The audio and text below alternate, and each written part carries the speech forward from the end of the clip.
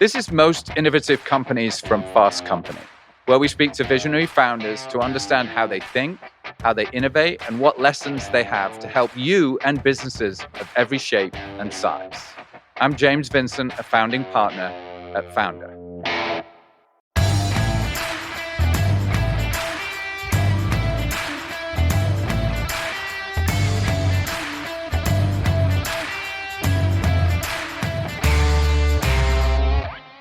This is a story about Macintosh and having audacious goals. The story's set around 2004, 2005, so Apple had already launched iPod and iTunes to great success. But really, their Mac business was kind of stuck, to be honest, at around 3% market share. And the category itself was, to be honest, mostly a commodity business, right? Most people were buying Dells with Microsoft on it. And so the software was written over here and the hardware was built over there and they were jammed together and there were blue screens of death and it was kind of a big mess and not very cool, right? So most people thought computers really weren't that great. And so they were like, well, I use one at work, but they're kind of stupid because they kind of don't work that great. And they're certainly not elegant. They're kind of ugly. So one day, Steve walks into a meeting with us at Marcom and says, I really have a major issue with Mac. We have 3% market share, and I don't do 3% market share. I want 90% market share. Now, if you spent some time with Steve saying things like that, sometime, wasn't a huge surprise, but the important thing was to try to dig in to understand what he was talking about because it was audacious, but it was also incredibly pointed. What he was talking to was a reorchestration of the category to move it out of being a commodity and turn it into a premium product. And so that began the pursuit of a campaign. We created Mac versus PC. If maybe some of you remember, it was one of the funniest campaigns. Hey, I'm a Mac. Hey, I'm a PC. Hello, I'm a Mac. And I'm a PC. Vincent, you okay? No, I'm not okay. I have that virus that's going around. Oh, yeah. In fact, you better stay back. This one's a doozy. That's okay. 200 and something commercials ran over 4 years, based on the premise that there were just lots and lots of reasons why it was not just different, but better, significantly better.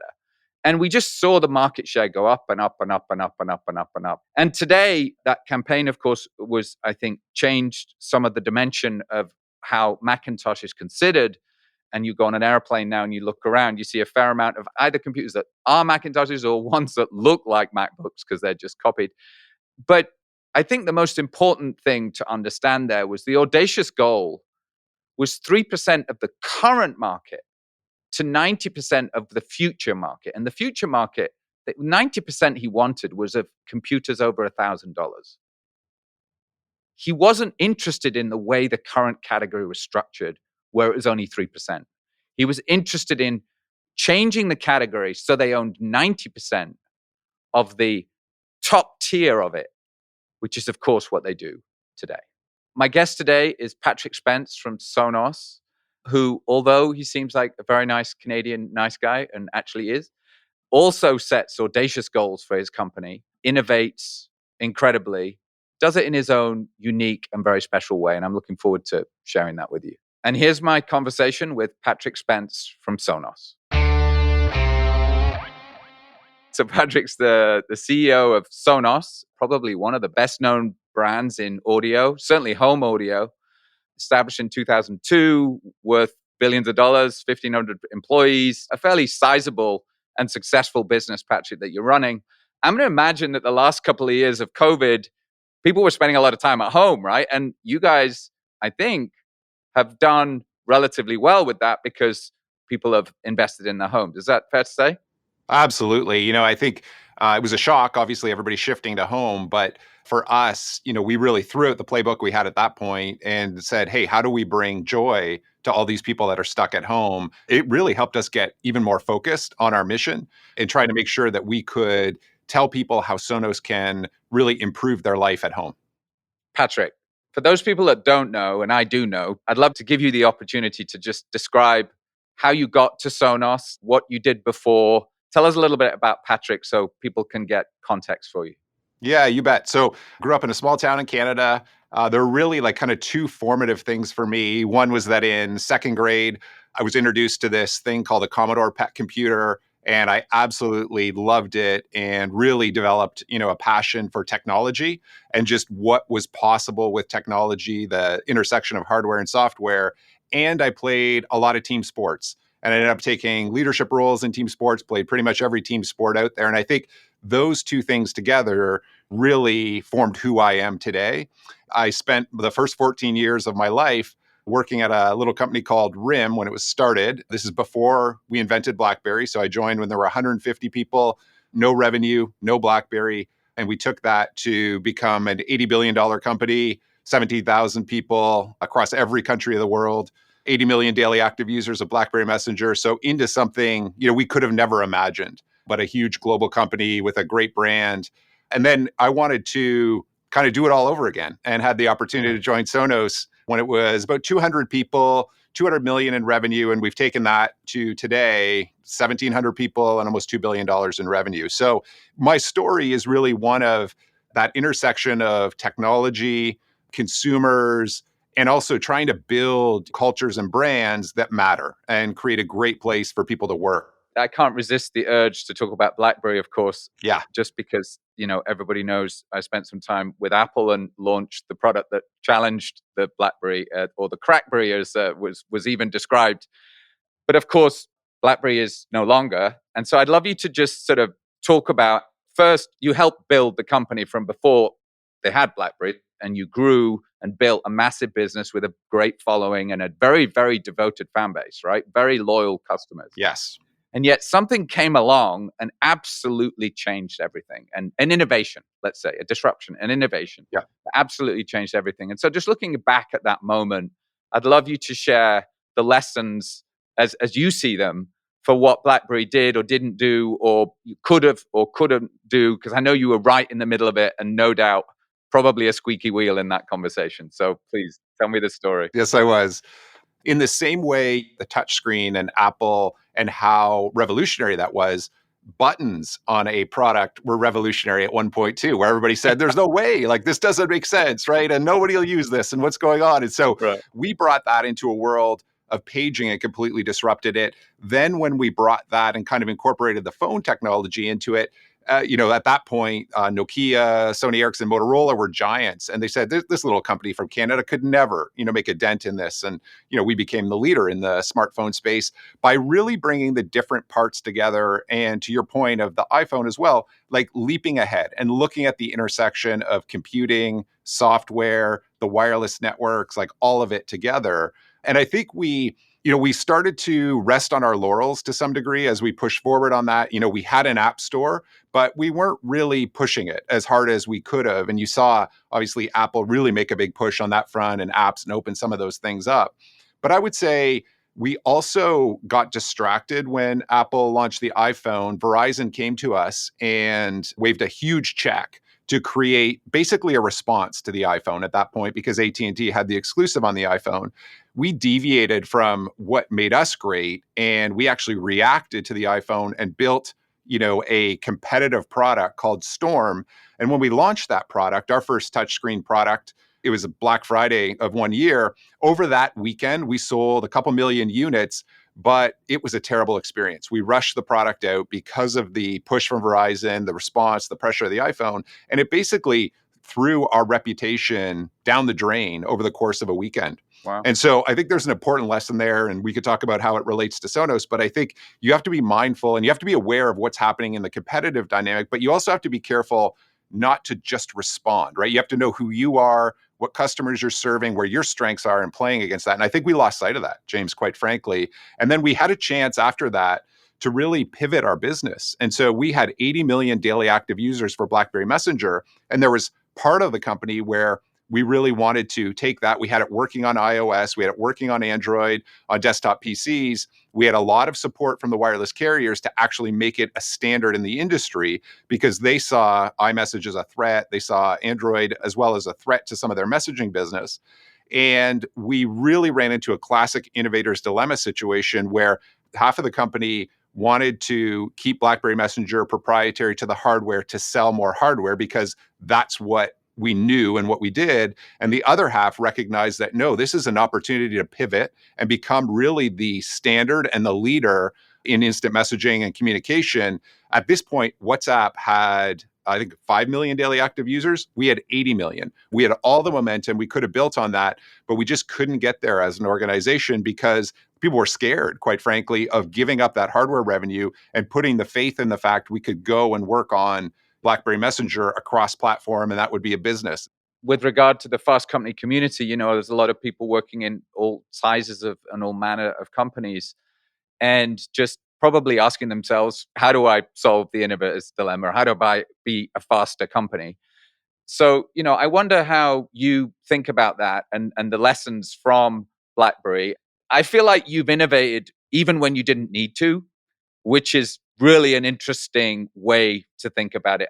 And because, I know you dominate the home, I've seen nothing but new products and collaborations and all kinds of innovations going beyond the home when you have such a solid domination of the home and clearly a very, very successful business. So let's maybe just talk about that as a topic, like innovating when you don't need to. How should people think about that?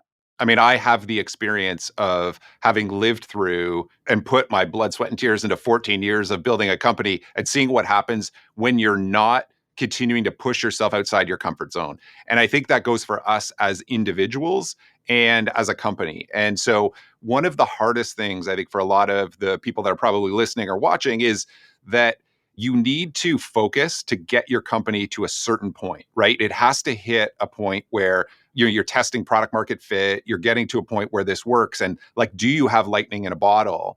And then what happens is, if you're not careful, you can kind of get complacent with that and think, okay, we've got the thing, we've got it continuing to go, we're going to be fine. And we've seen this with some companies coming out of the pandemic, right? Where they thought they had everything set and they thought they were going to be fine. And now they've realized, oh no, we didn't, because they didn't use the pandemic as a way to push even harder and push even further right into their organization.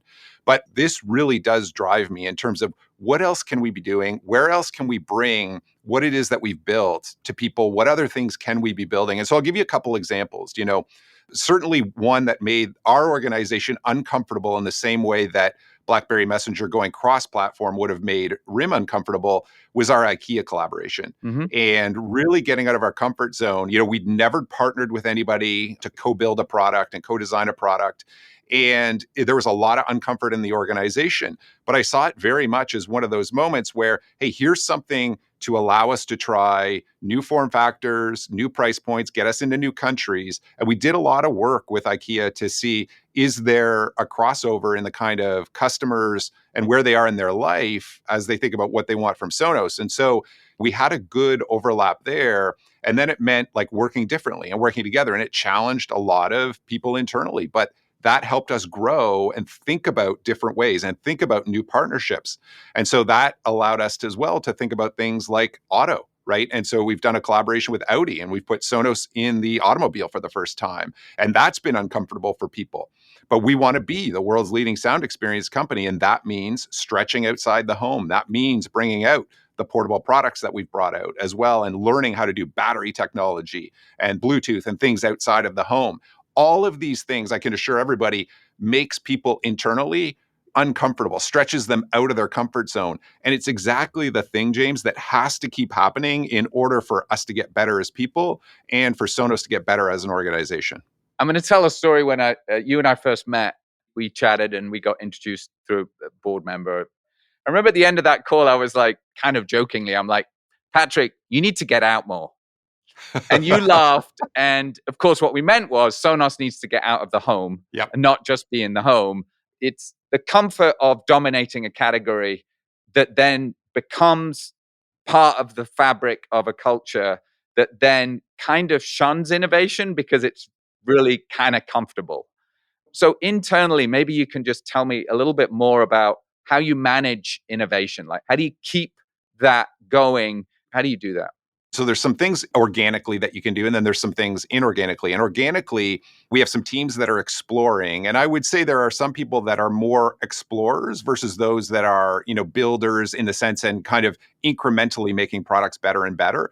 And you need to have both in the organization, and you need to protect the exploration efforts to make sure they get enough oxygen to get to a point where and you could prototype something, test it, and say, okay, this has legs or not. If I wasn't careful, if our team wasn't really mindful of protecting the people, the budget, the space to allow people to actually go and do that. And then the other thing that we've brought into the organization successfully, and we just brought this to the world with Sonos Voice Control, is we've been actually acquiring companies as well that we think have great technology and are very innovative, and we bring them into the organization, and they provide a real dose of innovation, inspiration, like all of those things that get us to something new. I would say they help inspire those already in the organization, but they bring a new perspective. I love your definition of explorers versus builders. And it's not that the builders aren't exploring the development of the existing product, but the sort of definition of creating Apple, it was Johnny Ive's design studio, right? And only like 3.5 people were allowed in there. Yeah, And the protection that Johnny had within the Apple culture was significant, and it was Steve. There's sort of a momentum that gets built in a company with senior people with big jobs of operational efficiency and the continuation of the existing business model that becomes the energy of the company, unless yes, the CEO says, great, but this 10-20% over here is just as important, and I know it's not delivering today, but it's our future. exactly. And so we need those people, ring fence them, take care of them, nurture them, bring in maybe almost a different type of person. Like, do you think about those people a little differently? Absolutely. How do you insulate?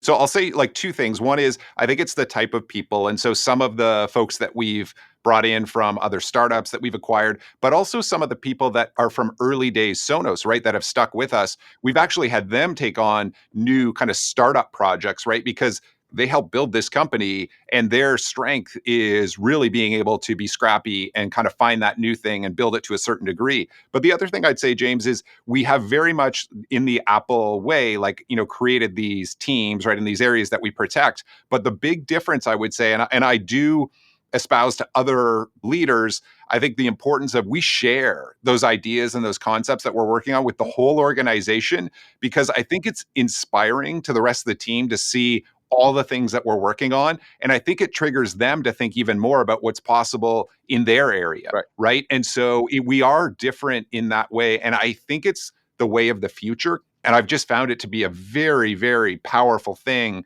to get people inspired and excited for the future. Or they might see an opportunity to collaborate with one of those other teams or together to build something completely new, right? And I think that's powerful in this day and age to have those connections, for everybody to be trying to connect the dots, if you will. And so far, we found that to be a very powerful force. Another thing I recall from our interactions, just as we worked together, was actually just a very simple metric. And I think what Sonos used to do was count the number of homes they were in. Right. And I remember one of the critical conversations that came out of our discussion was, we need to move from counting homes to counting people.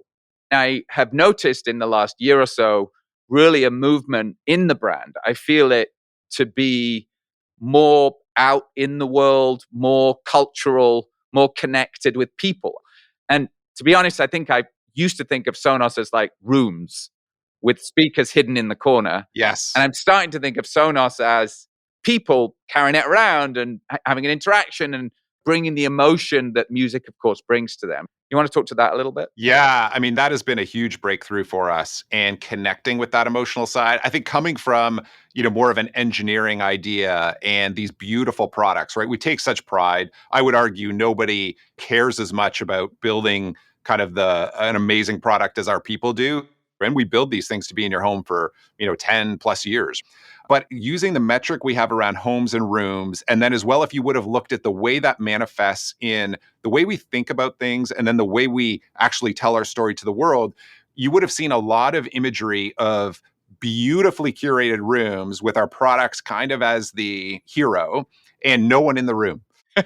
And the thing everybody loves about Sonos is playing to itself, right? It creates like, and then we're like, oh, that looks so great, right? We're so proud of that in a way. But you then aren't connected as well as you should be with, okay, how are people actually using it? And what is it that we're doing? And then you watch and you see, like, even as we look at as we do studies with people and these kind of things, like they're so happy, they're excited. There's like dance parties that start, like all of these things. And that's what we needed to tap into. And that's what you see now, like with our latest product, Ray, launching, you'll see people there, right? And they're getting immersed in the actual experience of the video and the audio together. So a meshing of those senses and like bringing them into it and into the world that's there and really feeling that through audio. And I think it is getting us better at getting in tune with like the way people's emotions react to certain audio, certain video, some of the things that are there. That's been a huge breakthrough in terms of how we think about people and servicing them, as opposed to this idyllic, well-curated room that doesn't really exist, right? Like you would never find, nothing was ever out of place, right? And we know that's not real life. We know real life is a lot more. And we want to get into the messiness of real life. And we want to deliver, the kind of experiences that, really help make life that much better. I think this is about you connecting with a whole new generation, right? It's you as a CEO saying, Sonos does not need to become my dad's brand. Right? Which is like, oh, I was brought up with Sonos. They're always in the house, but no, okay, I'm going to use this new thing because it's much cooler. And this celebrity said it was cool, so I should go and use that. So there's huge benefit in that building great product. You're a great products company, right? Yep. And that's the foundation of you. It's the foundation of Apple. They're a great products company. Built on top of that sort of is a cultural understanding of what's going on in the world, right? And what's coming next. And actually, Apple had reached the point in early 2000s where we did a survey and kids didn't really connect with the brand. They were kind of like, I don't know, there's an iMac, but whatever. And there's but they don't really have products for me. They're kind of like, maybe my dad's an artist and he likes them, or a designer or something. And the iPod was the beginning, obviously, and turned into prelude to the iPhone and the rest of it. But definitely a next generation. I mean, because Apple was a 20-year company by then. And its second life, of course, was massively bigger than the first life. What does the future of Sonos look like? Where are you going? We want to be everywhere where people experience sound. And we will go beyond that, over the long term as well. There's no category that we shouldn't play in of audio, ultimately. It very much is in the Apple kind of ideal as well of being that aspirational brand. We're not talking about trying to create cheap products and try to address the needs. Like you still have to stand for something. And we stand for, great sound. We stand for simplicity, ease. We stand for connectedness. I think Apple's led the way in showing that people want that, right? And they want that on a large scale. And so, we're doing that for sound in a way that no one else does. And when people think about sound, we want them to think about Sonos. And that is really kind of our push as we think about the next decade.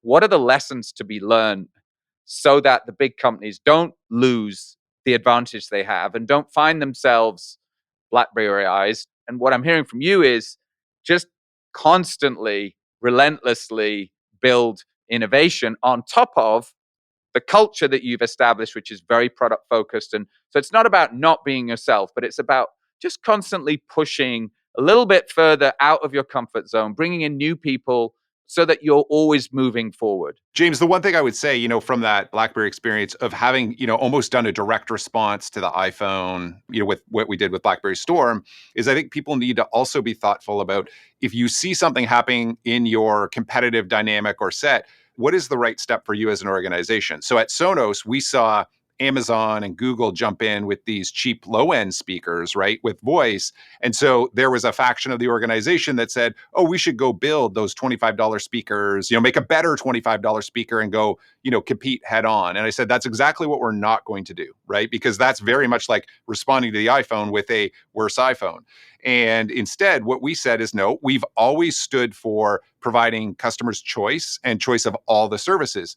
And so we co-opted the Amazon and Google voice assistants to bring those onto Sonos products in a way only Sonos could, giving people choice in the same way we give people choice of any music streaming service. So let's give them the choice of any voice assistant as well. And that's a way to compete in a different way, play to your strengths, right, in terms of what we stand for and who we are, without going like directly and responding. And I think too often companies, and especially, first-time founders or CEOs, will do a response as opposed to take the time to figure out, no, what's the right way, for us to keep building on what we're building and is true to us, how do we play in this a little bit differently, I think is a really important lesson for people.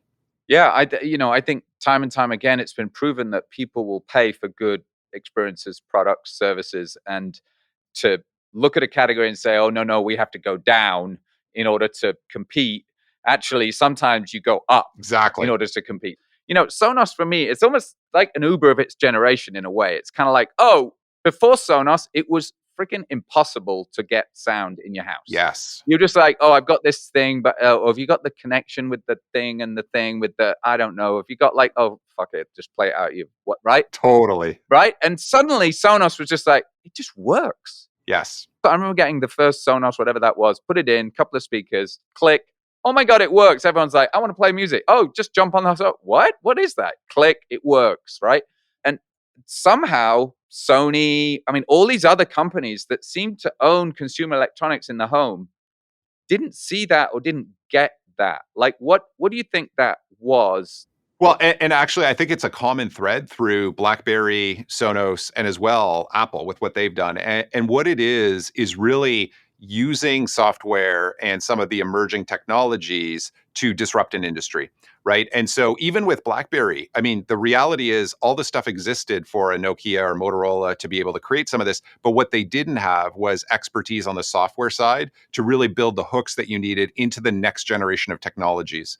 And that was same with at Sonos is that you could have put the pieces together to create a whole home audio system by bringing like a router together with certain software that you could buy separately with, Sony speakers or Bose speakers or some of those things, but it was a nightmare like to actually go do that. So what we did was bring all the pieces together to make it easy for customers. And if you can take like there's rocket science level complexity behind the scenes in terms of what we build, but if you can take all of that and boil it down into something that makes it really easy for customers, you're just going to win in that particular area. And that's what we did was take a whole bunch of different areas that we could pull together and create something brilliantly easy for the customer.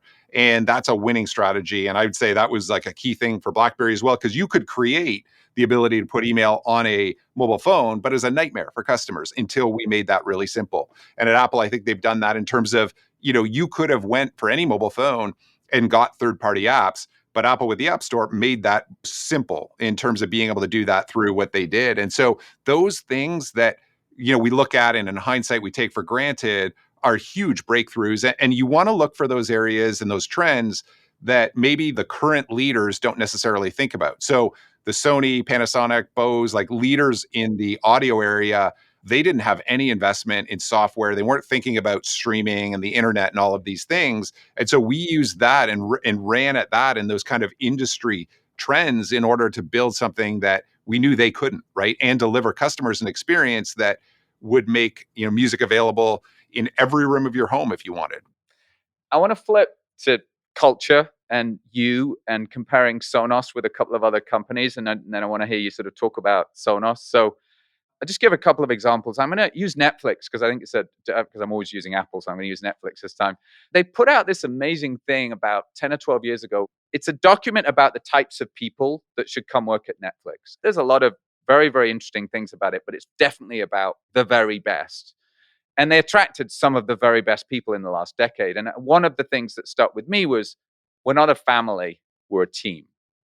And we might be a squad and there'll be A players and people on the bench and but we want the A team players. And we're not a family. It's not that we won't take care of each other, but we expect a high performance environment. The other reference point I wanted to throw out there was, in the last 2 or 3 years of working with Steve, when he was close to passing away, he created the Apple University. In the Apple University, he brought a wonderful professor in who knew all about this kind of stuff. And we worked together on building these little cards that were kind of like the leadership deck, which is a deck of like 36 cards. And they were kind of like what Apple is truly about as a culture. Like if you were asked this, what would you do that? And he created Apple University and all the directors I think it's director level above, go through this sort of Apple University, which is kind of like, how do we tackle stuff? 1,000 no's for every yes. Like stop saying yes to things and start thinking about what you say no to, like stuff like that. I just gave you the Netflix and Apple examples. How do you, as a leader, create energy within that, comfortable. Well, Patrick's a nice Canadian guy. Like, back to that, you don't have to be mercurial to create energy in an organization. You Correct. don't have to be difficult. But so how do you go about that as a leader within Sonos? So there's two things as a leader that I focus on. One is strategy, right, which we've talked about in terms of wanting to be the world's leading sound experience company and how moving sound fits into that, like in terms of what we're trying to do. But I also have an ambition for us on the culture side, which is we want to be an adaptable, admired, and enduring company where people can do great work and everyone feels welcome and included. So we have specific statements of terms of what we're trying to build strategy wise and culture wise inside the organization. And so those are where we're putting our energy. Strategy is easy at the end of the day because it's where you play and how you win. And we play in sound and we win through experience. And so we have a set of experience principles that we train the entire organization on of here is what a Sonos experience looks like. And in terms of what we're trying to build and how we go through that. And then we have a set of behaviors we expect from everyone in terms of what they live up to. And I would say a lot of it, James, is from being on high performing sports teams, having grown up and understood that there's a variety of different personalities and it takes a variety of different personalities and expertise in order to build something great.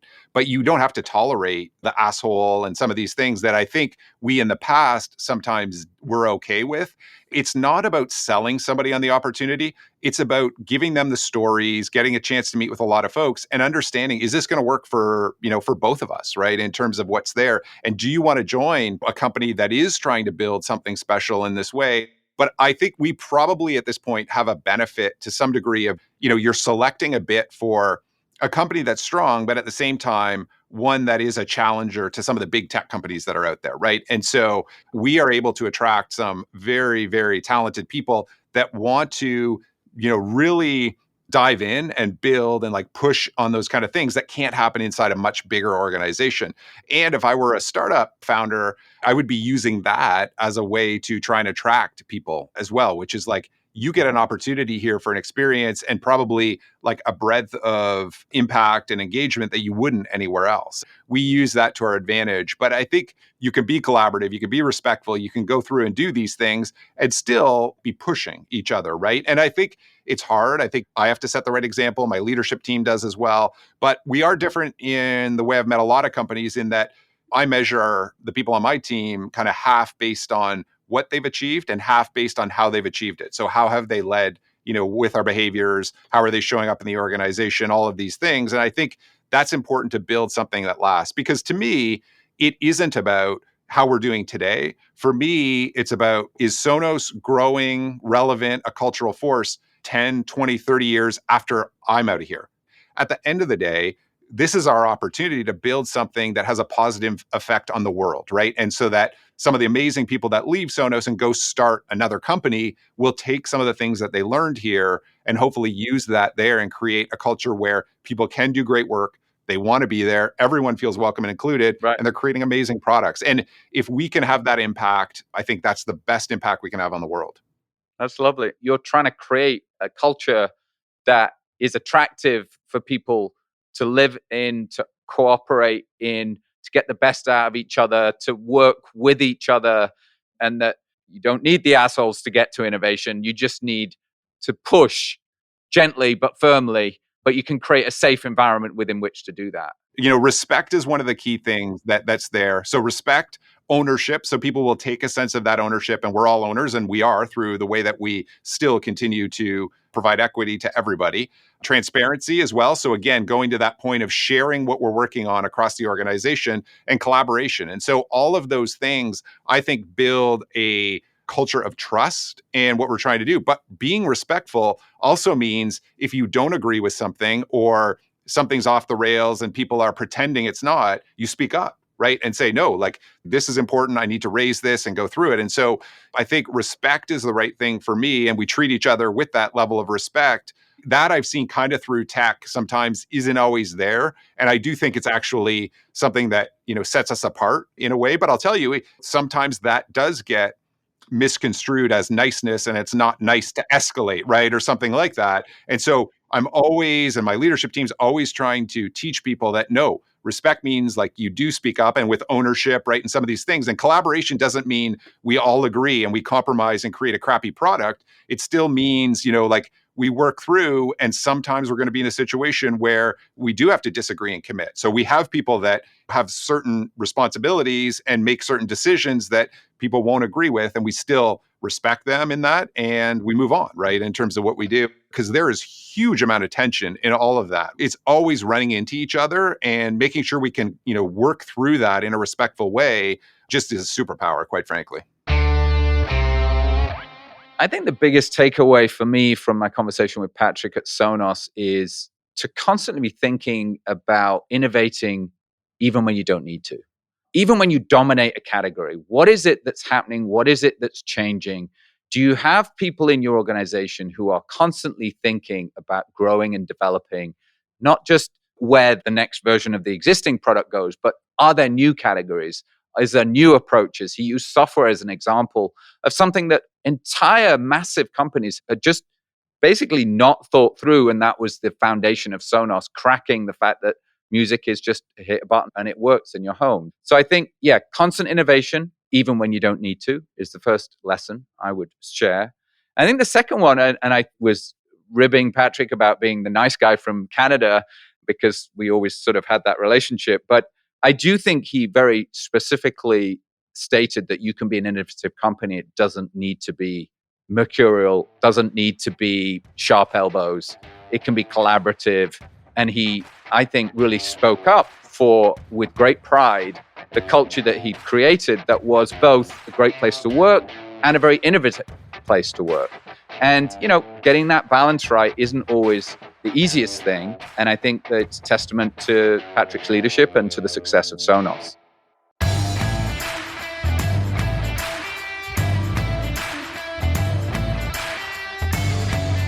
All right, that's all for this episode. If you're a new listener, be sure to subscribe to Most Innovative Companies wherever you listen. And if you like this episode, leave us a rating and review on Apple Podcasts. We want to hear from you. Let us know what you'd like to hear more about on this show, or email us at podcasts@fastcompany.com, or tweet us with the hashtag Most Innovative Companies. Most Innovative Companies is a production of Fast Company in partnership with Founder, FNDR. We couldn't afford the vowels. Our executive producer is Joshua Christensen. Sound design and editing, Nicholas Torres. Writing by Matias Sanchez. Our booker is Alex Webster, and our production coordinator is Nikki Checkley. This podcast was done in collaboration with Stephen Butler, Rebecca Jeffries, and Nick Barham, partners at Founder, and the rest of the team at Founder.